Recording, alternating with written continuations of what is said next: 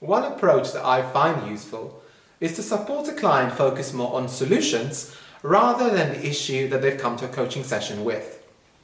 At the beginning, I do this by ensuring that the majority, if not all of the questions that I ask, are future focused and oriented towards the client discussing possibilities, rather than what has happened.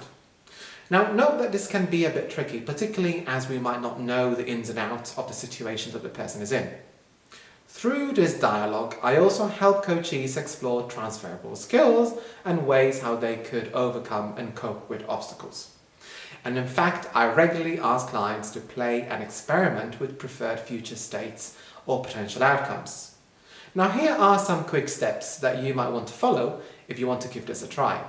The first thing is that after a client has identified a problem, immediately focus on potential solutions. So instead of saying, tell me more about what has happened, go into a what can you do from here mentality.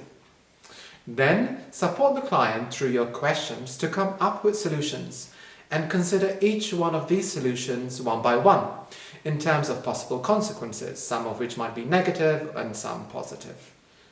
Now after that, you can also use a rating scale to help clients prioritize different solutions, but if you do, make sure that you allow them to come up with those scales. So for example, a client might use a scale exploring their confidence in implementing a solution, or the feasibility of an outcome, or how much it addresses the underlying problem.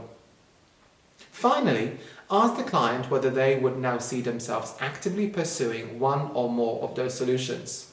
You can also ask the client what would happen if they implemented some key possible solutions. How would things be different? As with other coaching approaches, we should remain cognizant that supporting the client change their problem talk to solution talk might necessitate unlocking some psychological barriers that could be preventing somebody from moving forward, for example, their limiting beliefs.